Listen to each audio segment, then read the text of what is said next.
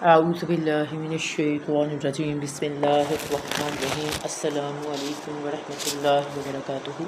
معزز سامعین کرام، میرا نام مسز معلمہ سعدیہ رؤف ہے۔ میں ایک اسکالر اور ایک اینالسٹ ہوں۔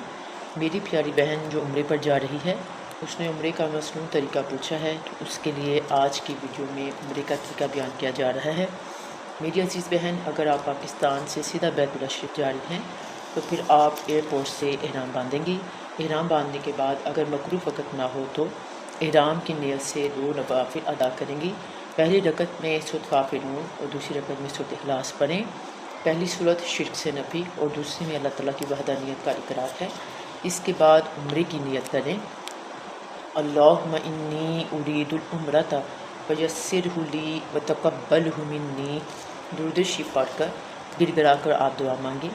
نیت کے بعد مرد حضرات 3 بار بلند آواز سے تلبیہ پڑھیں اور خواتین آہستہ آواز سے تلبیہ پڑھیں گی۔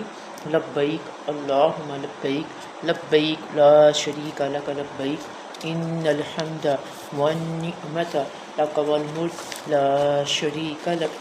اب آپ پر احرام کی پابندیاں شروع ہو جائیں گی۔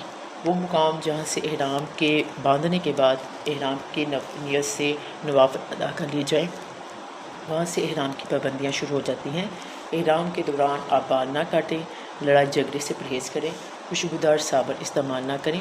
مرد حضرات کے لیے سر کو ڈھانپنا نہیں چاہیے اور نہ ہی مرد حضرات سے علاوہ کپڑا پہنیں۔ کپڑوں یا بالوں کی جو کو نہ ماریں۔ بدن کے کسی حصے سے بال کو دم نہ کریں۔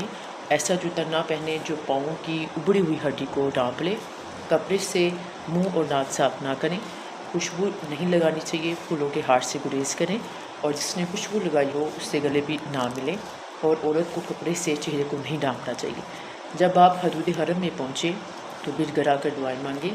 جو کو محبت سے تلبیہ پڑھتے ہوئے مکہ معظمہ میں داخل ہوں، گاڑی والا آپ کو آپ کے رہائش گاہ تک پہنچا دے گا۔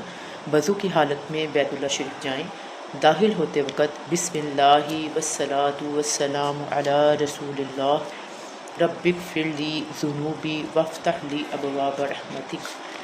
یہ دعا پڑھنے کے بعد جیسے ہی بیت اللہ شریف پر آپ کی نظر پڑے تو 3 مرتبہ کہیں اللہ اکبر لا الہ الا اللہ۔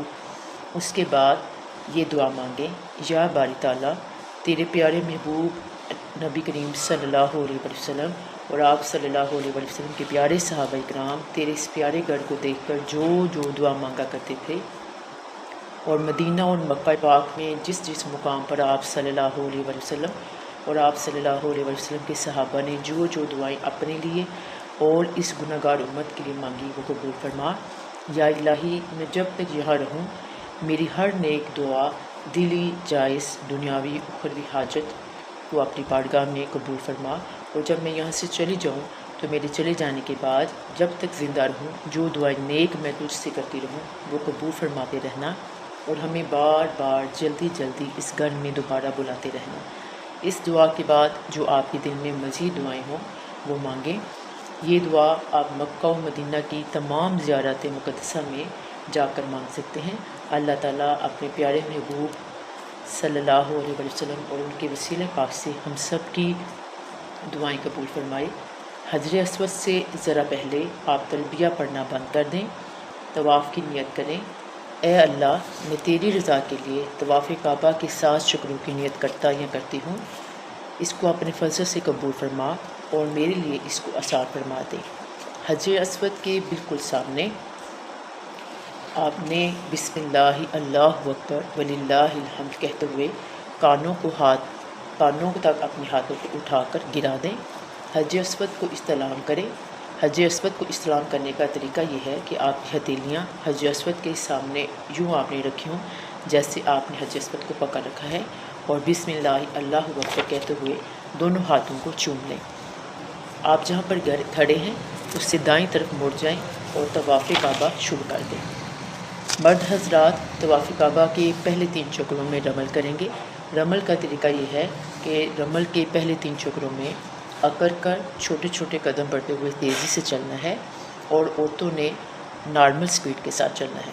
طواف کے ہر چکر کے بعد جب آپ حجر اسود کے پاس آئیں تو آپ کا سینہ، آپ کا منہ اور آپ کے پاؤں کی انگلیاں عین سیدھی حجر اسود کے سامنے ہونی چاہیے، اور ہر بار حجر اسود کا استلام کریں۔ حجر اسود کے استلام کا طریقہ کہ اپنے ہاتھوں کو حجر اسود کی سیدھ میں اٹھائیں اور بسم اللہ اللہ اکبر کہیں۔ 7 چکر مکمل کرنے کے بعد حجر اسود کا 8واں استلام کریں۔ اور ایک بات نوٹ کریں کہ دعا مانگے جانے کا نام ہے، نہ کہ پڑھے جانے کا۔ کتابوں میں موجود الگ الگ ہر چکر کی بڑی لمبی لمبی دعائیں موجود ہیں، لیکن ان کے معنی ہمیں معلوم نہیں ہوتے، اس لیے جس قدر ہو آپ ہر چکر میں پہلا کلمہ، تیسرا کلمہ استغفار، اور مستحب اور پسندیدہ یہ ہے کہ آپ درود پاک پڑھیں۔ عربی کی یا وہ دعائیں مانگیں جن کا آپ کو مطلب اچھی طرح یاد ہو۔ اس کے علاوہ رکن یمانی سے لے کر حجر اسود کی تک کی یہ دعا ہے، ربنا آتنا فی الدنیا حسنۃ وفی الآخرۃ حسنۃ وقنا عذاب النار۔ حالت احرام میں جب آپ طواف کریں تو آپ حجر اسود، رکن یمانی، ملتزم، غلاف کعبہ کو نہ چھوئیں، کیونکہ وہاں پر خوشبو لگی ہوتی ہے اور آپ کے ہاتھ لگانے سے وہ خوشبو آپ کے ہاتھوں کو مس ہو جائے گی، جس سے دم واجب آ جاتا ہے۔ طواف کے 7 چکر مکمل کرنے کے بعد آپ مقام ابراہیم کے بالکل سامنے طواف کے 2 نفل ادا کریں، اگر مکروہ وقت نہ ہو تو۔ لیکن اگر مقام ابراہیم پر رش ہو تو آپ حدود حرم میں کسی بھی جگہ پر یہ طواف کے 2 نفل ادا کر سکتے ہیں۔ اس کے بعد آپ زمزم پئیں، خوب دعائیں مانگیں، یہ مستحب ہے۔ اللہم انی اسألک علما نافعا ورزقا واسعا وشفاء من کل داء، یہ دعا مانگیں اور زمزم پئیں۔ اس کے بعد آپ دوبارہ سے صحیح کرنے سے پہلے حجر اسود کے سامنے آ جائیں یہ اور اس کا استلام کریں۔ یہ آپ کا 9واں استلام ہوگا۔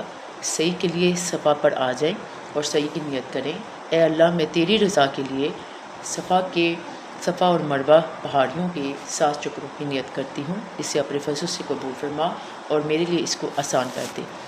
تکبیر تحریمہ کی طرح ہاتھوں کو نہ اٹھائیں، قبلہ رخ خانہ کعبہ کو دیکھ کر ہاتھوں کو دعا کی طرح اٹھاتے ہوئے خوب دعا مانگیں، اللہ اکبر اللہ اکبر اللہ اکبر وللہ الحمد۔ تیسرا کلمہ، چوتھا کلمہ، یہ آپ صحیح کے 7 چکروں میں یہ دعا خوب مانگیں اور دوران صحیح چوتھا کلمہ پڑھتے رہیں، خوب دعائیں مانگیں، رب اغفر ورحم انک انت العز الاکرم۔ اور جہاں گرین میلین ہے، سبز میلین بھی اس کو کہا جاتا ہے، وہاں مرد حضرات گرین لائٹوں سے کی ابتدا سے لے کر اختتام تک دوڑ کر چکر لگائیں گے اور عورتیں نارمل سپیڈ سے چکر لگائیں گی۔